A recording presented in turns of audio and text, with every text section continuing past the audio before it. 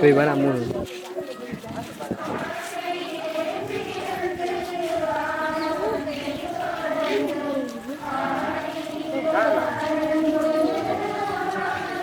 மகட்டா மீனத்தை மீன்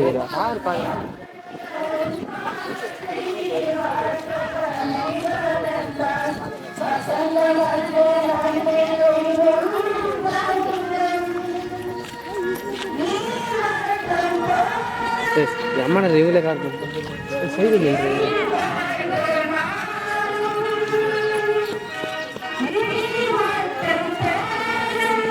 என்ன பண்ற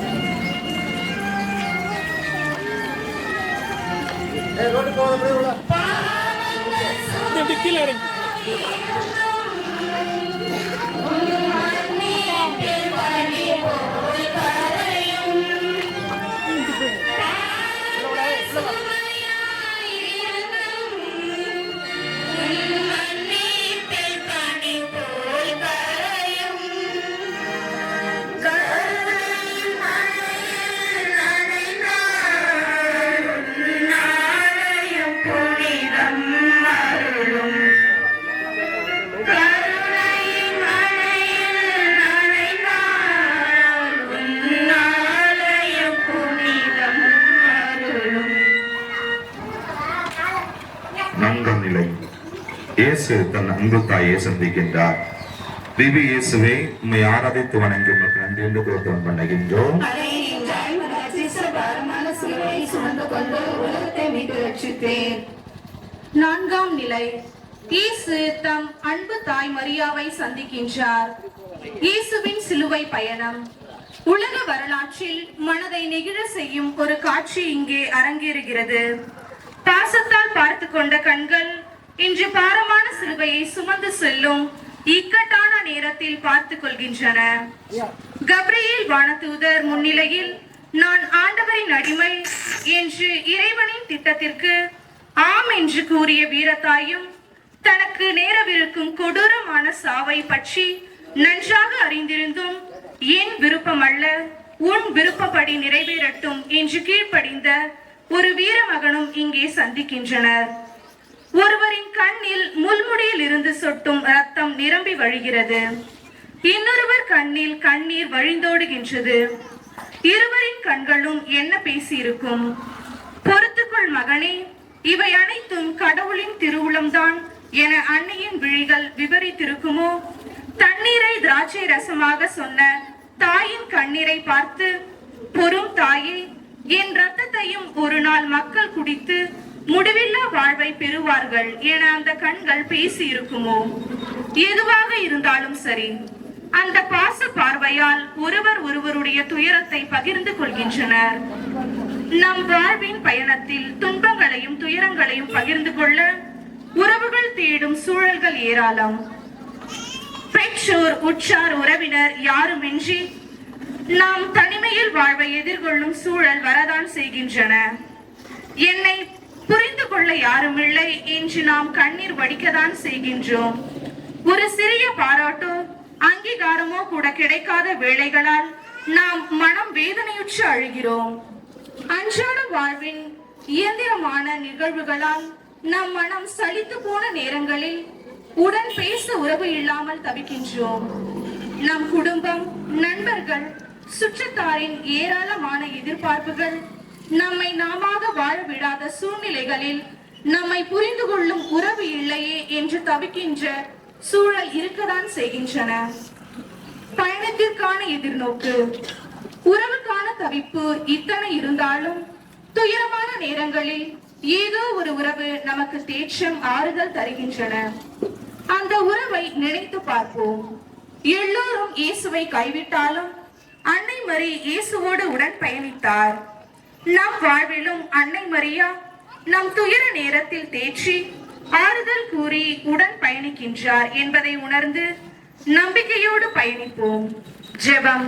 அன்னை மரியே, அன்னை மரியே, உம் மகன் இயேசுவை போலவே, உம் மகன் இயேசுவை போலவே துயரத்தில் தவிக்கும் போது எங்களையும் வழிநடத்தி எம் வாழ்க்கை பயணத்தில் மேலும் பயணிக்க உமது ஆறுதலையும் அன்பையும் எமக்கு தாரும். ஆமென். ஆமென்.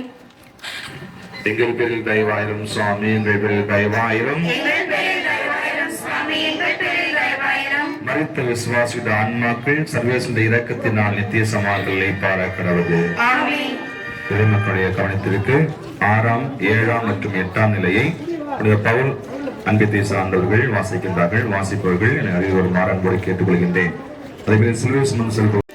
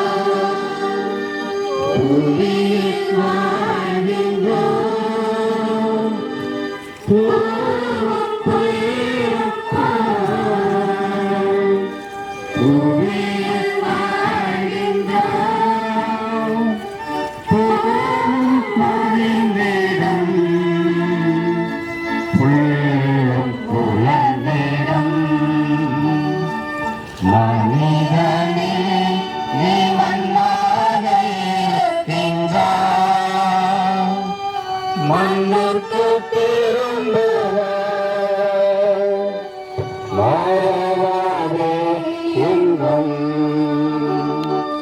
மறவாதே மறவாதே மனிதனே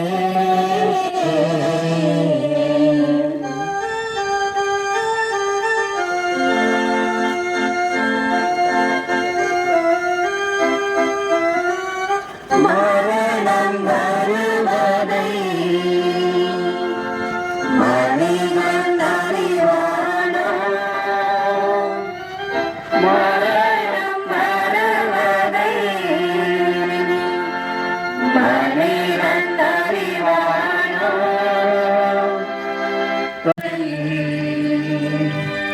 இரண்டும்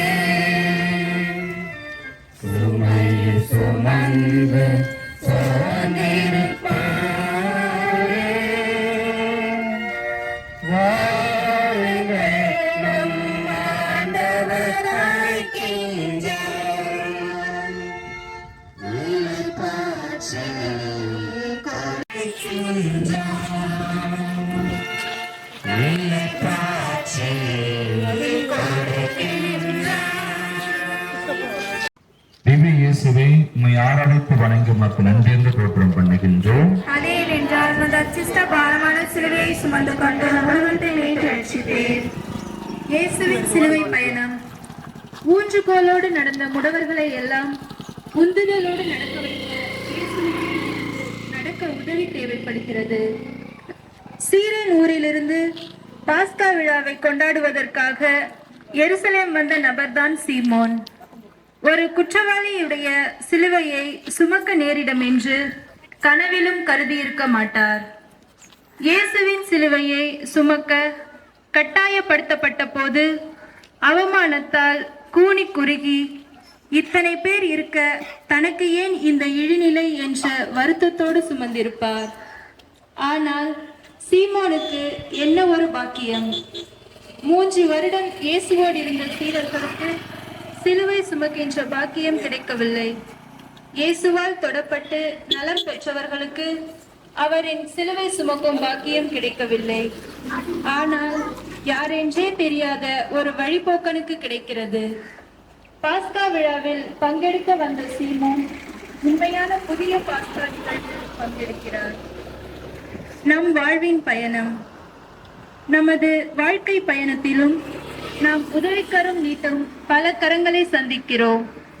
துவண்டு போகும்போது தூக்கி விடுகின்ற கரங்கள், நமது வாழ்வின் சிலுவைகளை சுமக்க உதவிய கரங்கள்.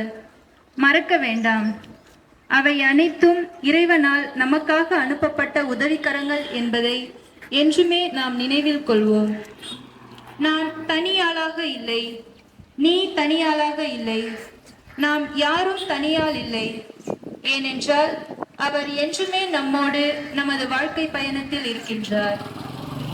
பயணத்திற்கான எதிர்நோக்கு. இறைவன் பல வழிகளில் நம்மிடம் வருகின்றார். பலர் வழியாக நம்மிடம் வருகிறார், நமக்கு உதவுகிறார் என்பதில் உறுதி கொள்வோம். குளிரிலே மிக வெப்பமாகவும், தனிமையில் உறவாகவும், பலவீனத்தில் நமது பலமாகவும், இன்னல்களின் மத்தியில் அமைதியாகவும், பயத்தில் நமது தைரியமாகவும், துணிவாகவும் என்றுமே நம்மோடு இருக்கின்றார், நம்மோடு பயணிக்கின்றார்.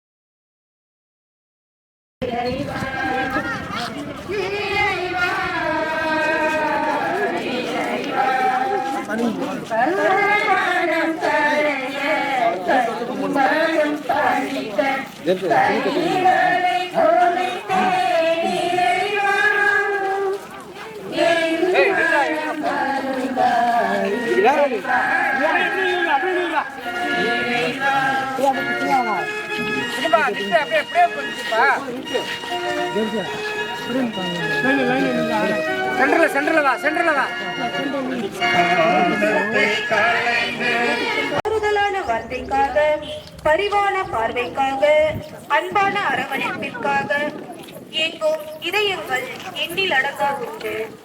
இந்த உலகத்தில் துன்ப துயரங்களையும் கஷ்டங்களையும் கடந்து வந்தவர்களுக்கு மட்டுமே சில நேரங்களில் அந்த பிரிவு சாத்தியப்படுகிறது. நினைத்து பார்ப்போம்.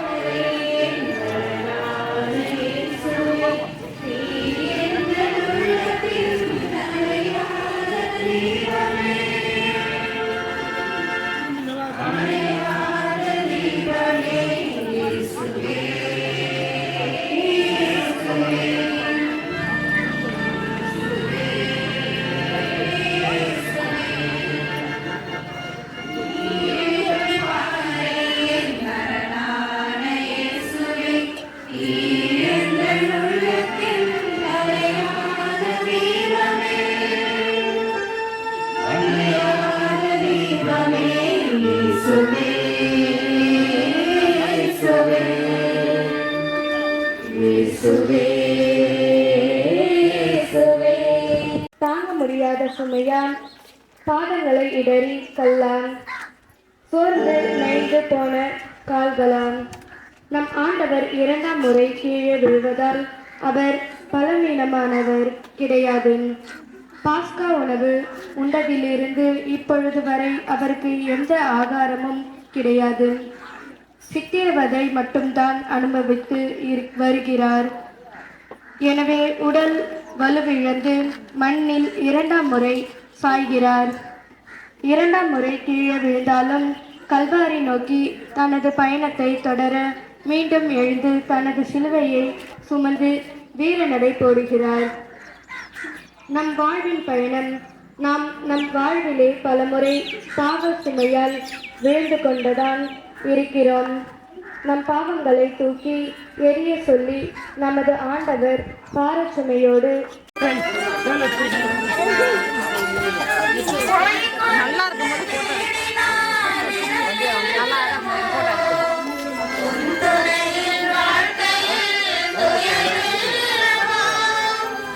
ஒளி கொண்டு தேடினால் இருளில்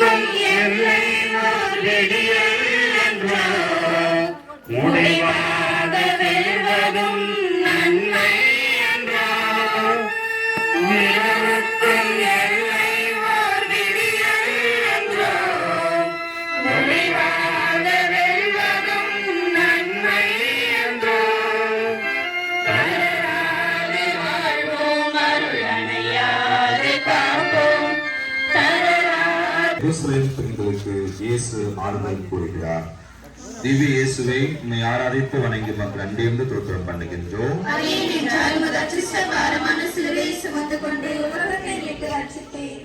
இயேசு யூத பெண்களுக்கு ஆறுதல் கூறுகிறார். இயேசுவின் சிலுவை பயணம். மக்கள் புடைசூழ எருசலேம் நகர வீதிகளில் இயேசு தட்டு தடுமாறி சிலுவையை சுமந்து மீட்பு பயணத்தை தொடர்கிறார். அந்த பெரும் மக்கள் கூட்டத்தில் சில யூத பெண்களும் மக்களும் அழுது கொண்ட இயேசுவை பின்பற்றி வருகிறார்கள். தன்னை அநியாயமாக சிலுவையில் அறிய தீர்ப்பிட்ட போது அமைதியாக இருந்த இயேசு, தனது தாய் இயேசு இங்கே தன் அமைதியை கலைந்து கல்வாரி திருப்பயணத்தில் முதல் முறை வாய் திறந்து பேசுகிறார். தன் துயர் நிறைந்த காட்சியை கண்டு கண்ணீர் வடிக்கும் பெண்களை பார்த்து, எருசலேம் மகளிரே, எனக்காக வேண்டாம், உங்களுக்காகவும் அஞ்சாதே அஞ்சாதே நான் எங்கும் முன்னோடு எந்த துன்பம் வந்தாலும் என் அன்பை உன்னோடு அஞ்சாதே அஞ்சாதே நான் எங்கும் முன்னோடு என்ன துன்பம் வந்தாலும் என் அன்பு உன்னோடு.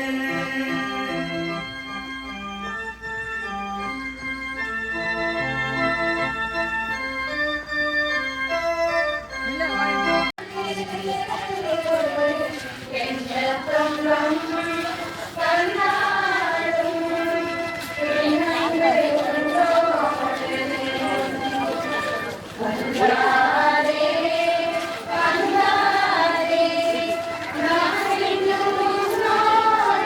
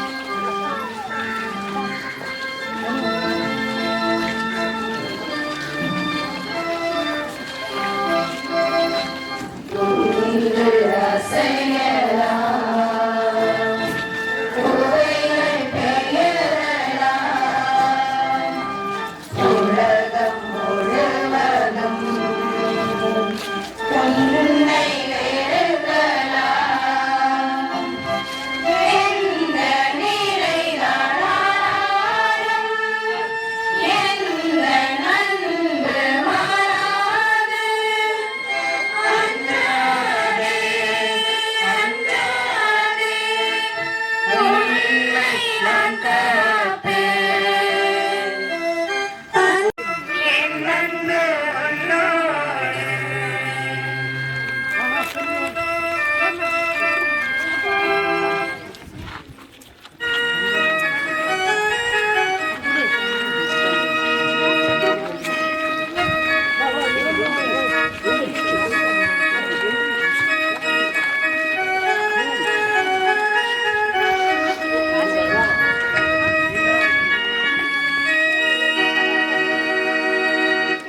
இயேசுவின் அன்பை மறந்திடுவாயோ மறந்திடுவாயோ மனித பண்பிருந்தால் இயேசுவின் அன்பை மறந்திடாதிருக்கையில் சிலுவையிலே அவர் மறந்திடாதிருக்கையில் சிலுவையிலே அவர்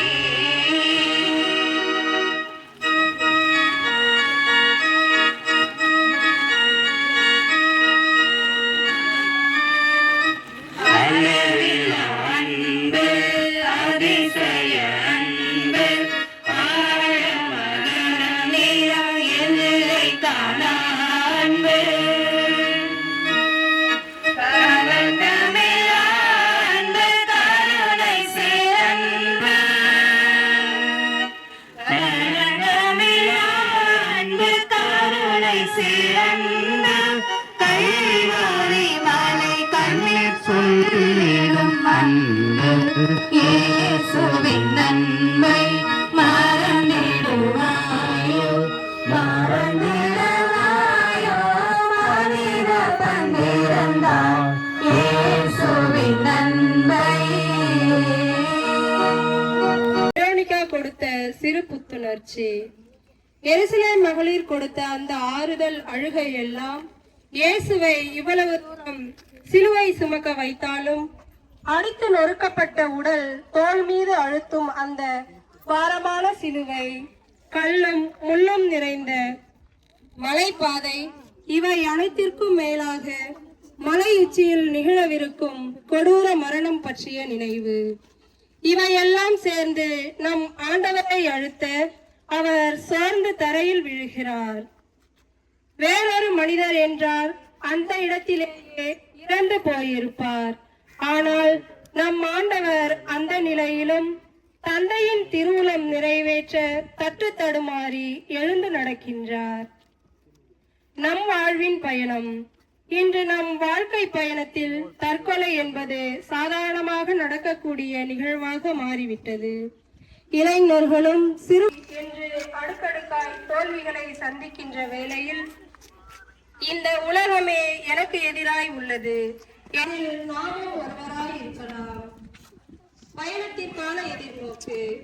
வாழ்வில் மிகுந்த சோதனைக்கு உட்படும் போது வாழ்வே முடிந்துவிட்டது என்று விழுந்தே கிடக்காமல் கடவுளின் அருளும் வல்லமையும் நம்மை உறுதிப்படுத்தி மீண்டும்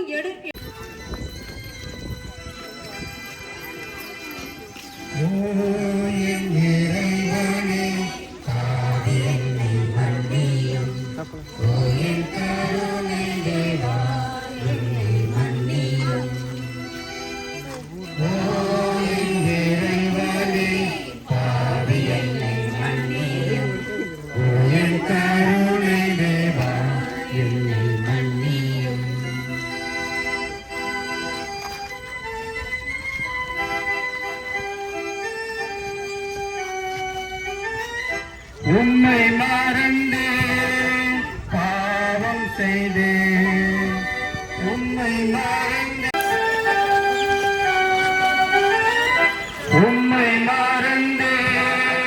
பாவம் செய்து உம்மை மறந்து பாவம் செய்து உம்மை விட்டு பிரிந்து சென்று உலகின்பம் பெரிதென்று நாடி சென்றேனே, உலகின்பம் பெரிதென்று நாடி சென்றேனே, உந்தய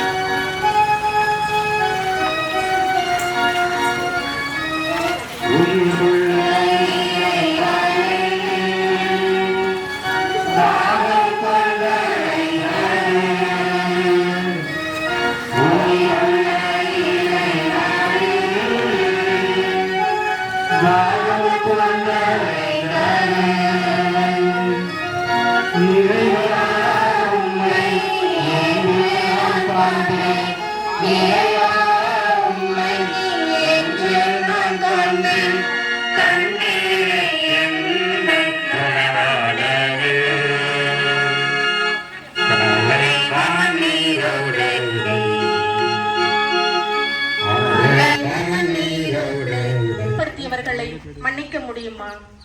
நம்மை மிகுந்த வேதனைக்கும் மன உளைச்சலுக்கும் உட்படுத்தியவர்களை மன்னிக்க முடியுமா?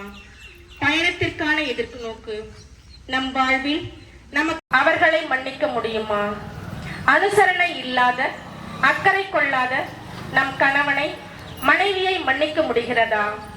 கீழ்ப்படியாத நம் குழந்தைகளை மன்னிக்க முடிகிறதா? நாம் எதிர்பார்க்கும் விதத்தில் அவர்கள் இல்லாதிருந்தாலும் அவர்களை மனதார அன்பு செய்வோம். சிலுவையோடு ஒன்றித்து பயணிப்பேன். ஆமென், ஆமென். எங்கள் பேரில் தயவாயிரும் சுவாமி, எங்கள் பேரில் தயவாயிரும். மரித்த விசுவாசிகள் ஆன்மாக்கள் சர்வேசுடைய இரக்கத்தினால் நித்திய சமாதத்திலே பரக்கடவது. 12ஆம் 13ஆம் மற்றும் 14ஆம் ஸ்தலங்களை புனித வனச்சல் பண்பு சார்ந்தவர்கள் சிறப்பிப்பார்கள். வாசிப்பவர்கள் அவர்கள் வருமாறு அன்போடு கேட்டுக்கொள்கிறேன்.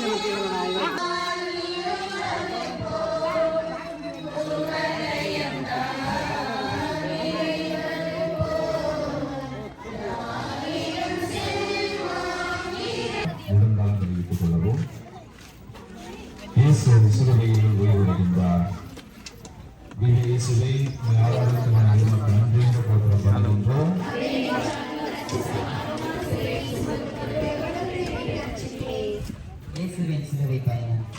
பிற்பகல் 3 மணிக்கு இயேசு ஏலோயி ஏலோயி லாமா சமத்தானி என்று உரக்க கத்தினார்.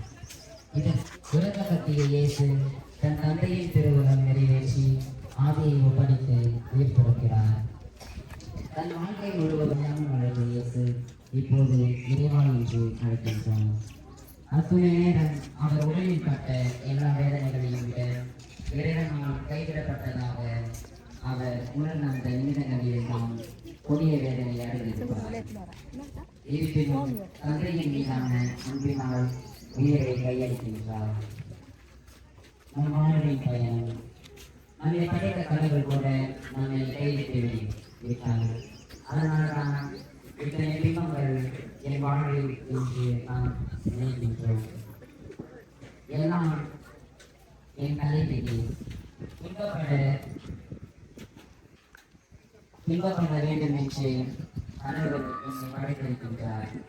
என் கஷ்டங்களுக்கு விடிவே இல்லை என்று வெற்றி கொள்கின்றோம். சுற்றிலும் அநியாயங்களையும் அக்கிரமங்களையும் பார்த்து கடவுள் உண்மையிலே இருக்கின்றாரா என்று நாம் யோசிக்கின்றோம். மனிதத்திலும் நீதியிலும் இறைவனிலும் நாம் நம்பிக்கை இழந்து நிற்கின்றோம். வாழ்க்கையின் மீதே நம்பிக்கை இழந்து அவநம்பிக்கையின் பிடியில் சிக்கி தருகிறோம். இவை அனைத்தும் நாம் சந்திக்கும் கைவிடப்பட்ட சூழல்கள். சிலுவையில் கைவிடப்பட்டவராய் உயிரிலும் நம் ஆண்டவரை நாம் உற்று நோக்குவோம். பயணத்திற்கான நோக்கு இயேசுவின் எடுத்து நம்மீது அவர் கொண்ட அன்பிற்கு முடிவே இல்லை என்பதற்கான சான்று. இயேசுவை சிலுவையில் இருக்க பற்றியது ஆணிகள் இல்லை, மாறாக அவர் நம்மீது கொண்ட நிபந்தனையற்ற அன்புதான். எனவே நம்பிக்கை இழந்து தவிக்காமல் மிகவும் இக்கட்டான சூழலிலும் அவர் நம்மை அன்பு செய்கிறார் என்பதை உணர்வோம். நாம் சுமக்கும் சிலுவைகள் எல்லாம் நிபந்தனையற்ற அன்பின் அடையாளங்கள் என்றும் உணர்வோம். ஜெபம். நமக்காக சிலுவையை உயர்த்திருக்கும் இயேசுவை பார்த்து நமக்காக சிலுவையில் உயர்த்திருக்கும் இயேசுவை பார்த்து இச்சிறிய ஜெபத்தின் வழியாய் நமது நம்பிக்கையையும் அன்பையும் வெளிப்படுத்துவோம். இயேசுவே, நான் உம்மை நேற்றை விட அதிகமாகவும் நாளை விட குறைவாகவும் அன்பு செய்கிறேன். அன்பு இயேசுவே, எங்கள் வீட்டின் சிலுவையை நாங்கள் கட்டி தழுவுகிறோம். உன் சிலுவையை நாங்கள் ஆராதித்து வணங்குகிறோம். எங்கள் சிலுவைகளையும் அன்போடு ஏற்கிறோம். ஆமென். எங்கள் பேரில் தயவாயிரும் சுவாமி, எங்கள் பேரில் தயவாயிரும். மனித விசுவாசியோட ஆன்மாக்கள் சர்வேஸ்வரன் இரக்கத்தினால் நித்திய சமாதலை பாராட்டுகிறது.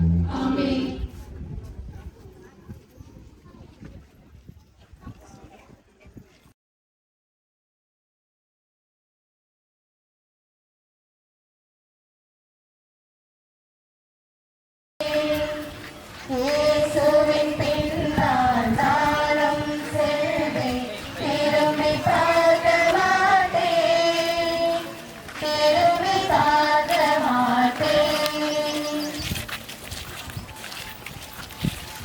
நான் பாவி பெற்றிருப்பேன், மண்ணுலகில் கையளித்தேன், இந்த கோலம் உம்மை நான் வளர்த்து வந்தேன். நான் பாவி பெற்றெடுத்தேன், மண்ணுலகில் கையளித்தேன், இந்த கோலம் கொள்வதற்கு உம்மை நான் வளர்த்து வந்தேன். இந்த கோலம் கொள்வதற்கு உம்மை நான் வளர்த்து வந்தேன். 13ஆம் நிலை. இயேசுவின் உடலை தாயின் மடியில் வைக்கிறார்கள். திவ்ய இயேசுவை உம்மை ஆராதித்து வணங்கி உமக்கு நன்றி என்று தோத்திரம் பண்ணுகின்றோம். அடியேன் என்றாலும் அது அச்சுத்த பாரமான சிலுவையை சுமந்து கொண்டு உலகத்தை மீட்டு ரட்சித்தேன். இயேசுவின் சிலுவை பயணம். வழிபோக்கர்களும் வேடிக்கை பார்க்க வந்தவர்களும் கல்வாரியை விட்டு சென்று விட்டார்கள். இயேசுவை பெற்றெடுத்த தாய்மாரி அன்பு சீடர் இருவரை தவிர வேறு யாரும் இல்லை. நகரிலிருந்து தள்ளியிருந்த கல்வாரி மலையில் தனிமையில் இயேசுவின் உடல் சிலுவையில் தொங்குகிறது. அரிமத்தியாவை சார்ந்த யோசேப்பு, நிக்கதேமு ஆகியோர் இயேசுவின் உடலை கீழிறக்கி பாலூட்டி சீராட்டி வளர்த்த அன்னை மரியாவின் கையில் ஒப்படைக்கிறார்கள்.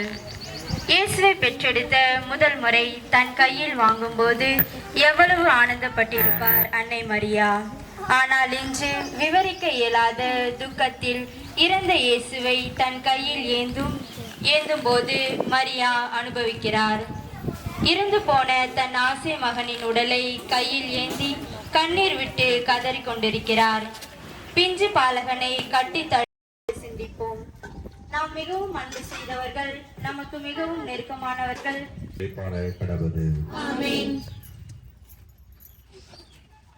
யாரும் இல்ல வேளையிலே ஆண்டவரின் தூதன் வந்து பரிசுத்த ஆவியினால் கர்ப்பமானிருந்தாரே, பரிசுத்த ஆவியினால் கர்ப்பமானிருந்தாரே. நான் பாவி பெற்றெடுத்தேன், மண்ணுலகில் கையளித்தேன். இந்த கோலம் கொள்வதற்கோ உம்மை நான் வளர்த்து வந்தேன். தேவதூதர் அருள் வார்த்தை, ஆண்டவரின் திருவார்த்தை. நான் பாவி பெற்றெடுத்தேன், மண்ணுலகில் கையளித்தேன். இந்த கோலம் கொள்வதற்கோ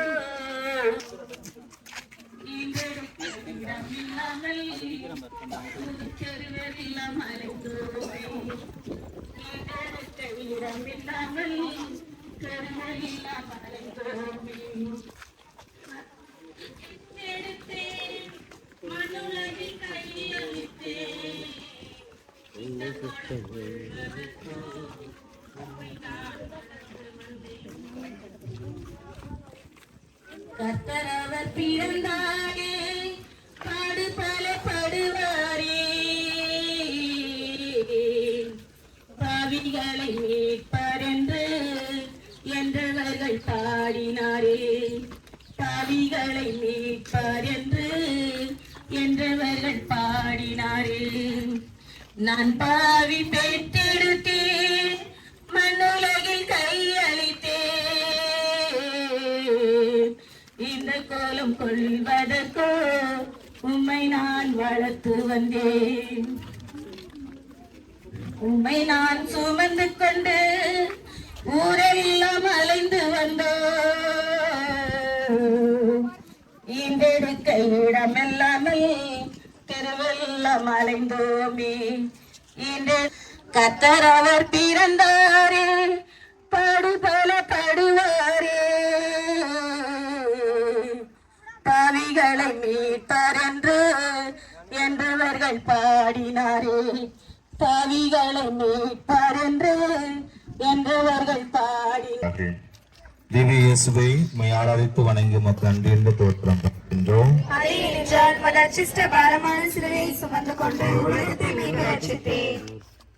மாடடி குடிலில் மனித வாழ்வை தொடர்ந்தவர் மாற்றான் கல்லறையில் மனித வாழ்க்கையை முடிக்கிறார்.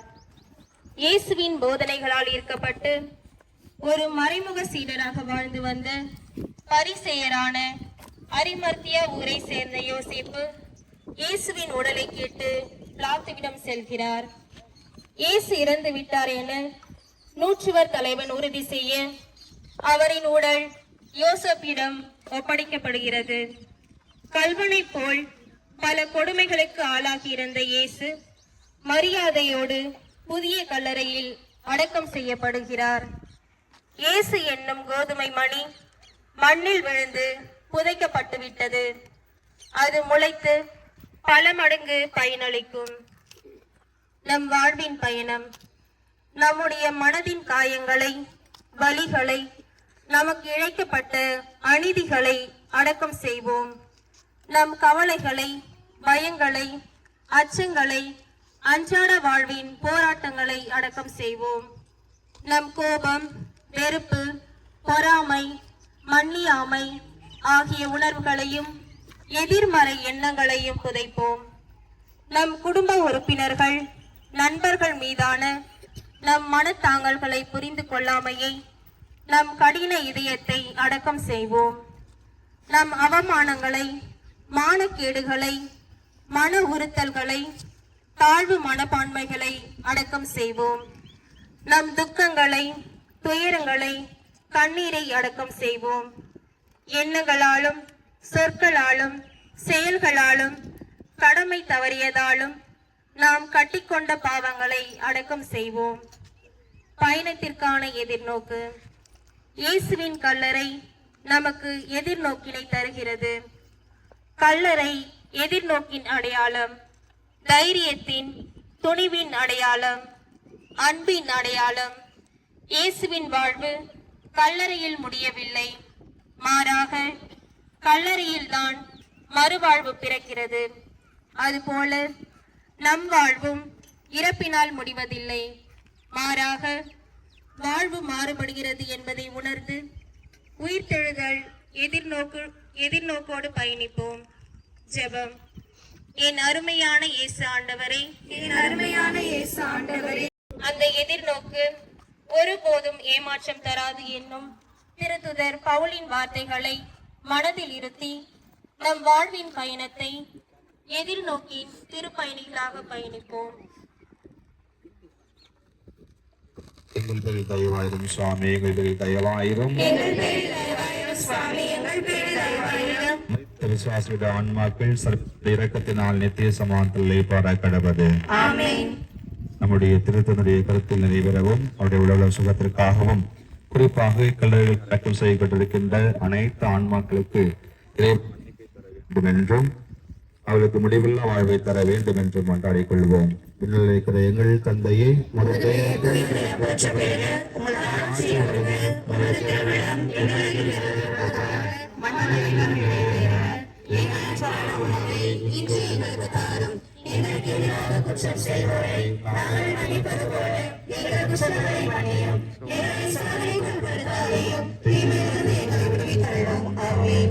இஸ்ரேல் பங்கெடுத்த அனைவருக்கும் இறைவன் ஆசை தர வேண்டும் என்றும் பல்வேறு கருத்துக்களுக்காக கொடுத்த இந்த சிறு பாதைகளை அதை கருத்து நிறைவேற வேண்டும் என்று கொண்டாடிக் கொள்வோம். அதில் நிறைந்த அருகே வாழ்க.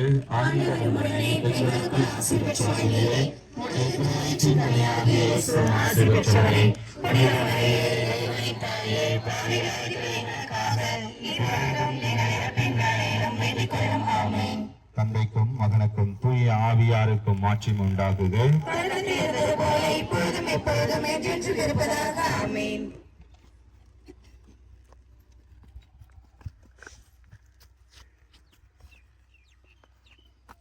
ஆண்டவர் உங்களோடு இருப்பாராக. எல்லாம் உள்ள இறைவன் தந்தை, மகன், தூய ஆவியார் உங்கள் அனைவரையும் நிறைவாக ஆஸ்வதிப்பாராக.